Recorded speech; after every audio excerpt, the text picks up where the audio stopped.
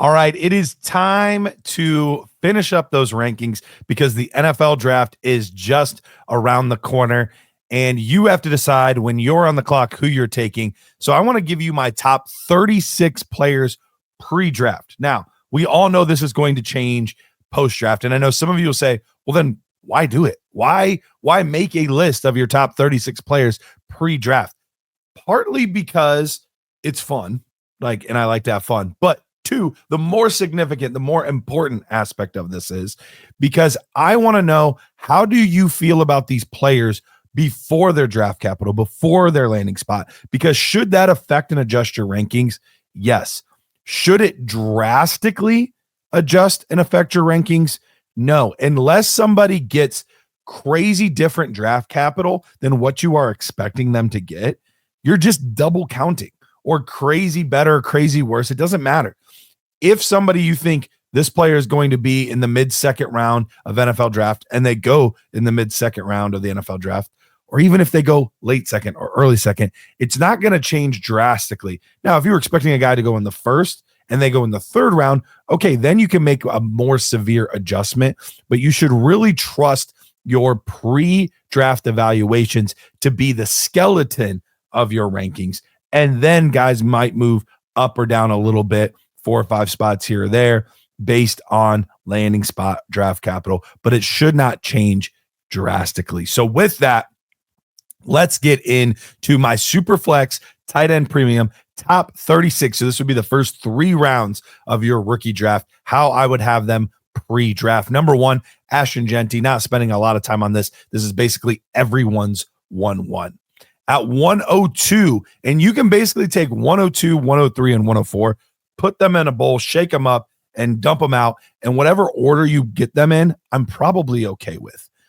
So at 2 right now, I have Travion Henderson, running back, Ohio State. Big play threat, big pass catching opportunity at the next level, which I think elevates him a little bit more in fantasy than I would have him maybe in real life. But he's also just a very solid all-around back. Speaking of solid all-around back, Omarion Hampton at 3. The kid can do everything well. He is an absolute tank. He's got the build to be a true 3-down back, but nice hands as well. And speaking of hands, we have Travis Hunter here at 4. This is the assumption that he is going to play primarily wide receiver at the next level. If he does not, that is one of those things that would obviously change my rankings quite a bit. If it's announced that he is going to play primarily defensive back, he drastically plummets down my rankings. But I think he is a top 4 worthy pick just on his talent alone at wide receiver. Now we kind of move into a little bit of a new tier, and I have Cam Ward at 5. I like Cam Ward quite a bit, but the ceiling just isn't as high as maybe some other quarterbacks we've seen go in this spot in the past at 1-1 in the NFL draft. I do think he could end up having a season or 2 as a top 6 type guy, but I think his ceiling more lives as a career, quarterback 10, quarterback 11, which is still a very valuable asset, but he just isn't running at this point enough to really exceed that, in my opinion. Next up, we have Quinshon Judkins. So this puts him as the 4th running back in the class. And that was kind of a hot take for a while. I think people are coming around to yeah, he really is a legit running back. I think he's going to be taken midday too. So I have him at 6. At 7, we have Colston Loveland.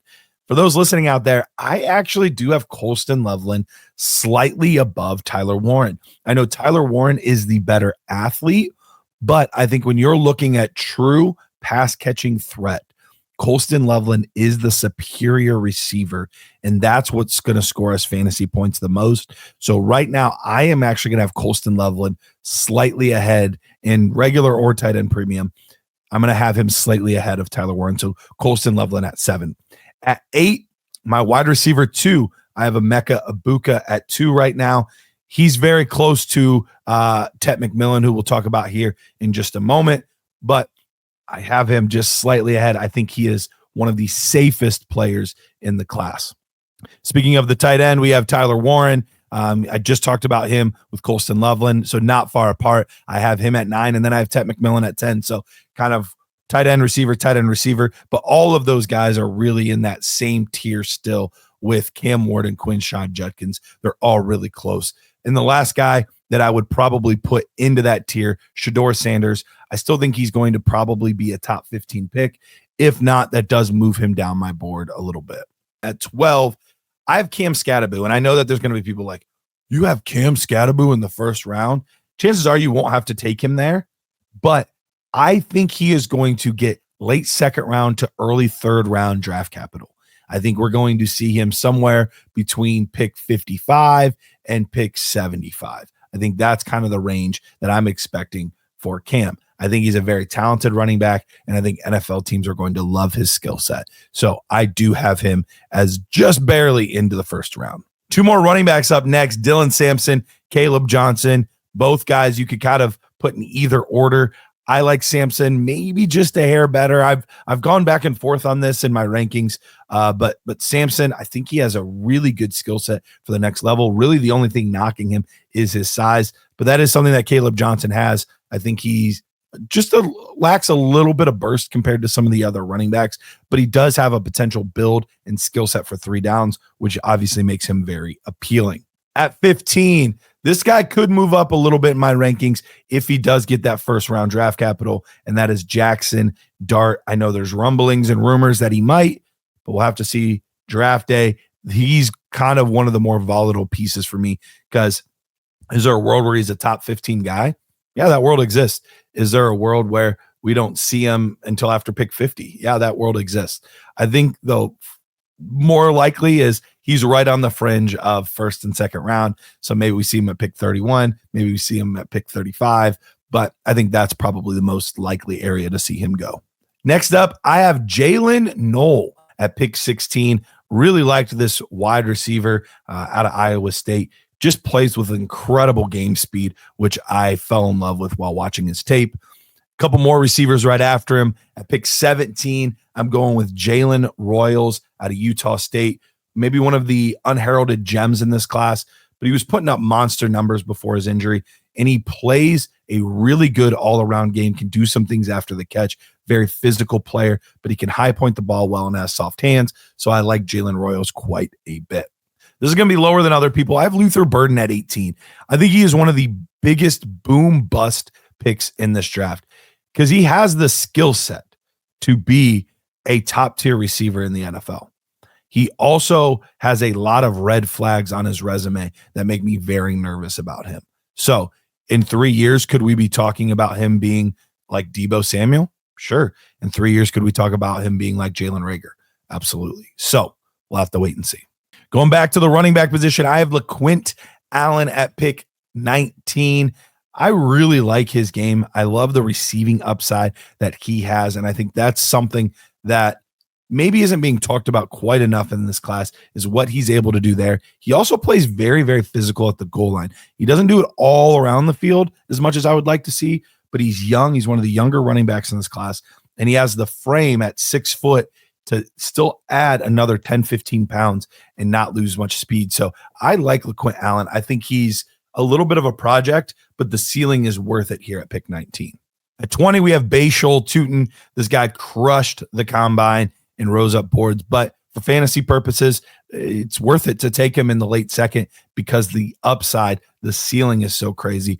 Think kind of Devon Achane light. He's not as talented. He's not as good, but he's got a similar skill set to that guy. It's been a while since we talked about this position. Let's go back to the tight end, Mason Taylor, tight end LSU.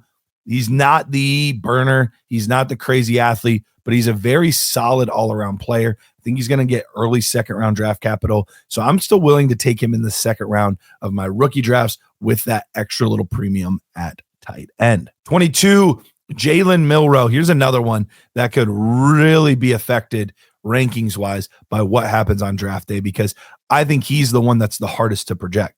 If you say he's a first round pick, well, he's one of those ones that I talked about in the beginning that could absolutely skyrocket if you were expecting him to be a third round pick. But if you are expecting him to be a third round pick and he's still a third round pick, then not much should change for him. He should still be probably in this range. So this is kind of expecting he's more of a day 2 type of guy, late second round, mid second round, but he was invited to the draft. We've had plenty of guys get invited and not get taken in the first round. So we'll have to wait and see, but the upside is clearly there. I fell in love with this player. I know that this is going to be higher than other people are going to have him, but I really like Xavier Restrepo out of Miami. He's got arguably the best hands in the class, and he just does a lot of things right. So I'm willing to bet on maybe this isn't the ceiling that maybe some other players have, but I'm willing to bet on him as a playmaker at the next level.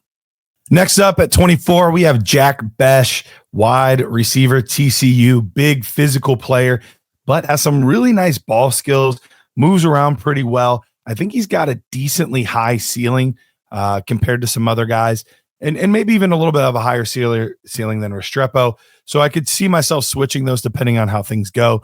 I just trust kind of the few really elite things that I've seen from Restrepo. Next, I have 20 at 25. So ending the second round, we're heading into the third round now. I have Trey Harris.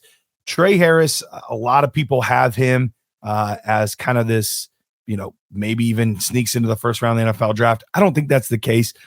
I think he's got a big boom opportunity, but he's got a lot of bust opportunity as well. Some good things on tape, a very limited route tree, kind of a stiff player. So we'll kind of have to see how it goes there. And then I have Matthew Golden at 26. I think this is the one where I'm going to be the lowest in the community on him. I am waiting to see if he actually gets first round draft capital. I do not see a first round player when I look at Matthew Golden. I see a mid to late second round player. I'm guessing the NFL will tell me otherwise. I'm guessing that we will see him get drafted earlier than I'm expecting. And so I will move him up when that's the case, just because he's a first round wide receiver.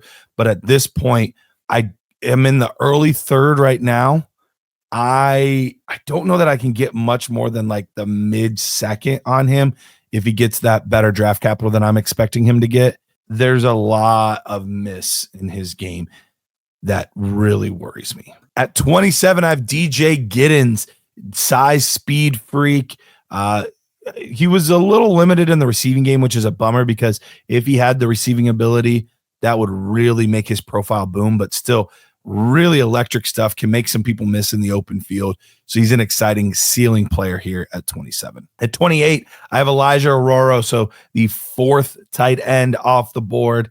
The production isn't always there for Elijah Arroyo, but he makes some really nice plays, and he's got the athletic ability that you want to see out of a player like him. So I have Elijah Arroyo here at 28. And then we've got a couple receivers here at 29 and 30, and that's Kyle Williams and Jaden Higgins. Flip a coin on them. They're different players. When you have Kyle Williams, he's more of a Z type, stretch the field, make some big plays, whereas Jaden Higgins is more of your traditional X, big-bodied, physical, go up and get the football type of guy. Both have decently high ceilings, but similar to most of this class, they also have some pretty low floors. And I think that's a lot of this receiver class outside of Emeka Egbuka and Travis Hunter. I think basically everybody else, we have a lot of boom and a lot of bust potential in the wide receiver class this year. At 31, I have Kyle Monangai. He doesn't have the receiving profile to get him higher, but his rushing ability is totally up there. It's just, is he athlete enough? That's what we don't know, and we're going to kind of have to wait and see. At 32, we have Isaiah Bond, wide receiver out of Texas. For a while, we thought this might be a first-round guy. Now it's looking like he's slipping to the second or the third round. Still an interesting player, a guy that can take the top off the defense. He just might not be consistent week to week. At 33, we've got a lot of running backs, actually all the way through 33 through 36. We've got running backs, and I really, really like to look at running backs later on in my drafts. So Devin Neal, Ollie Gordon, Trevor Etienne, Damian Martinez round out my top 36. All have different skill sets and abilities, but all of them are good between the tackles, which I think is a very important key to this. Trevor Etienne probably has the highest receiving ceiling, with Devin Neal pretty close. Ollie Gordon and Damian Martinez are more between the tackles guys, but they could do some nice things on the ground near the goal line to get them some higher touchdown totals than maybe the other guys could. So that rounds out my top 36. I already know a couple guys that you might have a little higher, a little lower than me. Go ahead and drop those in the comments below.